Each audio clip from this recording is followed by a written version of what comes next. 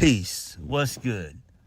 It's your boy Jay. Let's dive into AEW Dynamite Holiday Bash from December the 20th, 2023. Thank the creator that MJF and Swerve saved this show. This show was not good. It was kind of boring. I am so damn tired of the Continental Classic. I'm sick of it. Who cares? Who gives a shit? If Swerve does not win the tournament, it's all for naught. And this does not need to be a yearly thing. It's a waste of time. It's a waste of television. Enough. Enough. I am so over this damn tournament. Enough. Ugh. This isn't NXT. This is not NXT at all. It's not. This is just a waste of time. This is a waste of time. It really, truly is. But I guess it's what the AEW diehards want.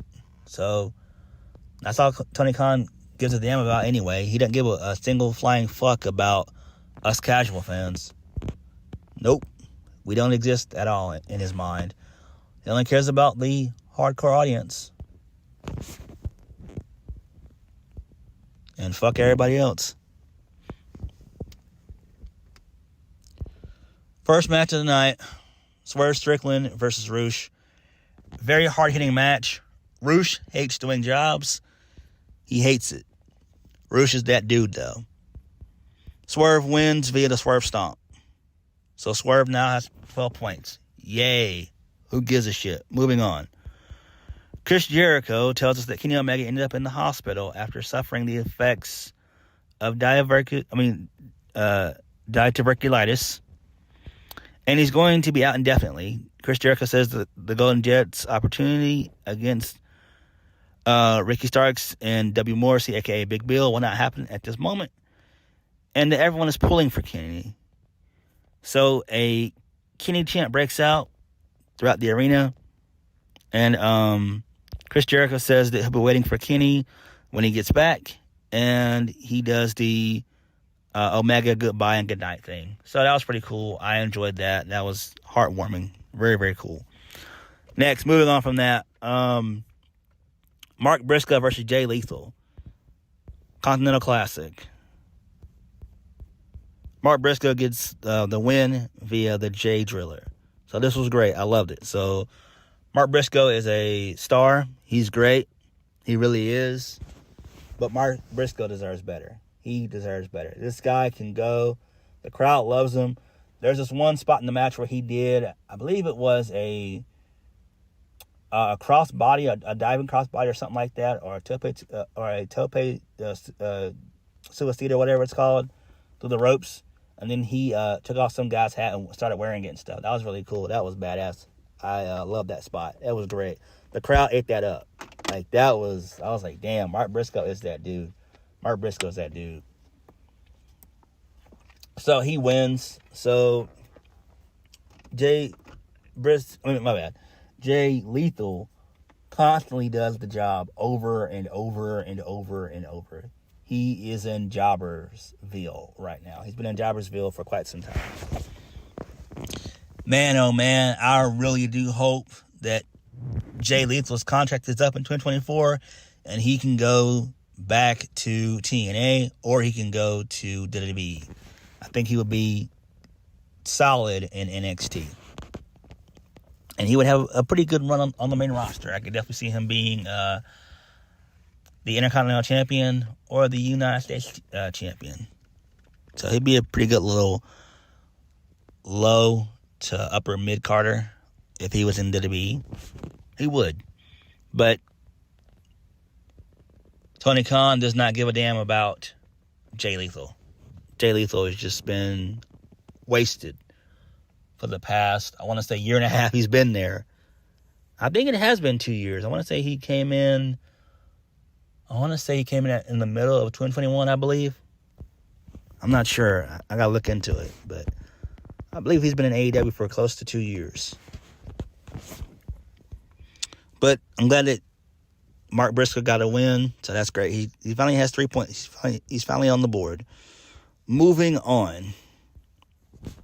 So, we get a recap of MJF joining the National Jewish Hall of Fame. So that's pretty cool there. Moving on. My boy, Samoa Joe. He's out. Next, he gets on the mic. And he says, every time the devil attacks someone, you see footage of it. But when MJF was attacked, he was laying gingerly on the ground. Samoa Joe wants MJF to answer some questions. So MJF comes out, reminds us that Joe called him his property. And MJF says that Joe cared about his property as much as he cares about his diet. Since we're throwing accusations around, MJF doesn't recall the Devil's goons laying a hand on him. MJF doesn't like Samoa Joe. Now he doesn't trust Joe. So why is he waiting until World's End on December 30th when he can end Joe's world right now? So MJF shoves Samoa Joe. Samoa Joe pushes him out of the way. Then the masked goons, they attack. And Samoa Joe and MJF, they're standing side by side. And they're surrounded by all the goons and stuff. Then the lights go out. The devil guy pops on the screen. Has a message for him. And says, where can you go? Who can you trust? Next week, will you accept a challenge for your ROH World Tag Team Championships? Are you a hero, Max? So before MJF can even ask Joe, Samoa Joe gets on the mic and says he accepts. So this is great. Really good stuff there. We know that the Kingdom is behind this. They're definitely in on it. I'm still going with my theory that that Jack Perry is the devil. Why? Because it makes sense. Look, it's going to be a mixture of Jack Perry, Adam Cole, and the Kingdom, as well as Wardlow. There's going to be a mixture of those guys in there because it makes the most sense. Why would it be Adam Cole? Why would Adam Cole be the devil? The reason why Adam Cole would not be the devil is because he is legitimately injured. And I've said this for weeks now. You can go back into it and check the archives of my AEW reviews for the last 3 weeks or so. I've said that MJF at World's End has to drop the world title. This man has had a piss poor title run, and I am tired of it. If MJF is injured, which he really is injured, then he could go away for at least a good 3 to 4 months, heal up, and then come back. And you could still attempt to do MJF and Adam Cole if Adam Cole is the devil, but I don't think he is the devil. I think it is going to be Jack Perry. Why? Because Jack Perry was one of the guys, along with the Elite, that got CM Punk fired. And that would cause so much heat to be on Jack Perry, it's unreal. This guy would be booed out of the building. It's just a fact. I know people are like, well, it's going to be lackluster. Not really. Tony Khan is a fan of Jack Perry. So I don't get why people think it's going to be, boring or whatever. We never really got Jack Perry to go into his heel run. So why wouldn't he be the devil? Again, Adam Cole's injured. Same with MJF. So, I don't know, but I'm sticking to it. I'm sticking to it that Jack Perry is the devil. And we need to get the reveal of everybody come World's End. It has to happen. This cannot go past World's End.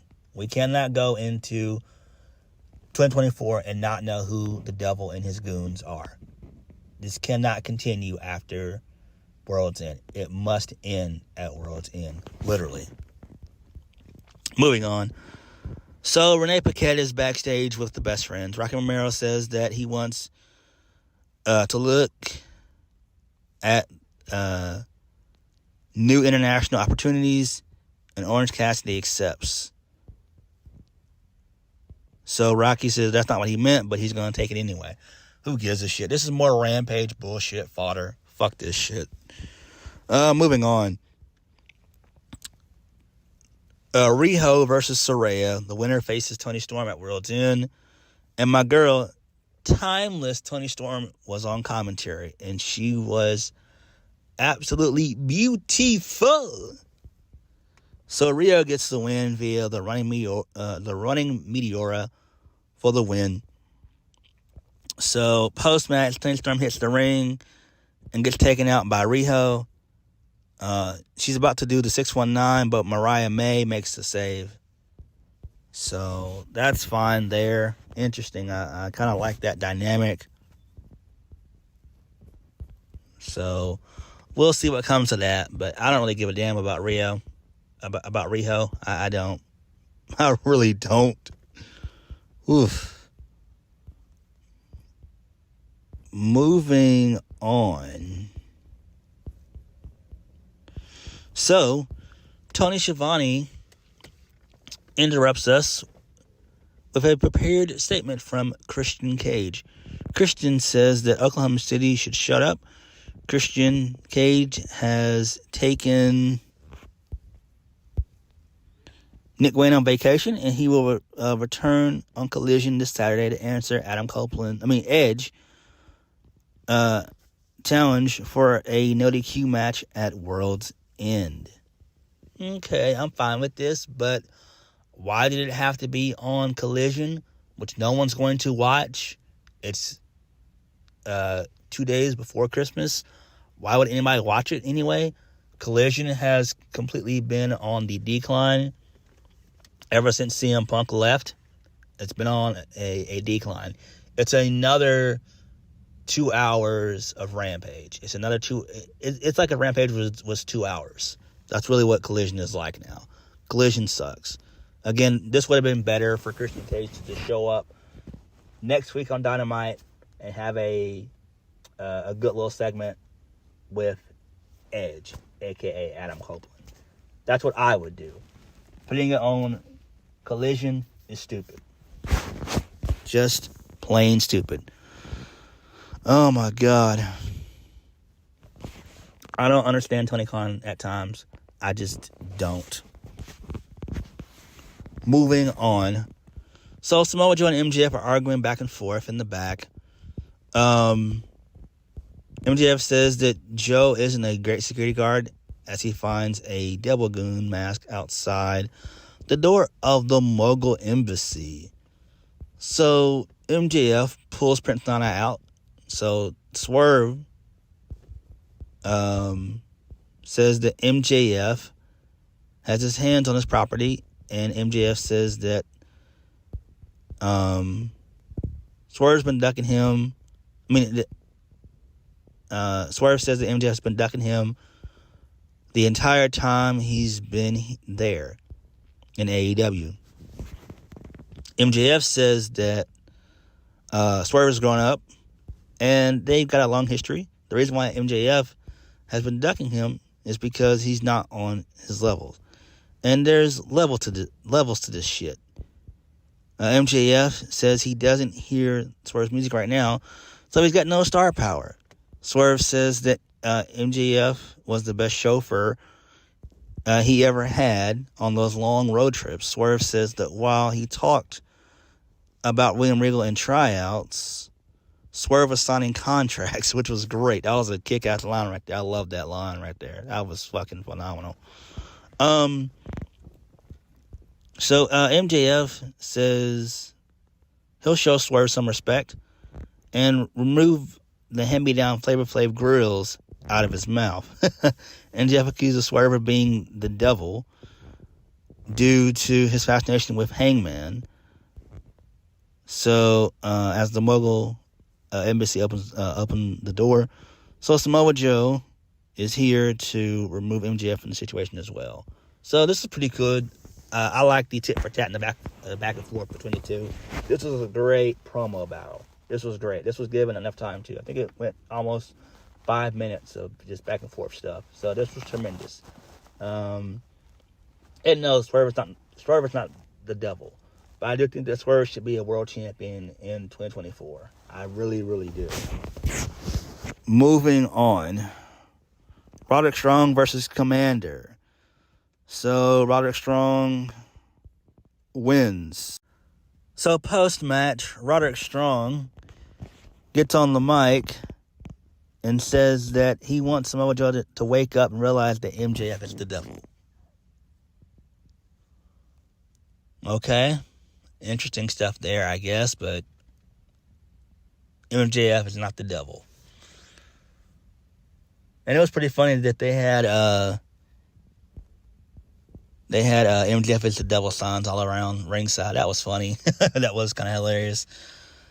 So, before we get into the main event, Wardlow had a message for MJF. He says that he's going to end MJF's world at World's End, and that he's coming to collect all the all the abuse and trauma that he suffered at the hands of MJF.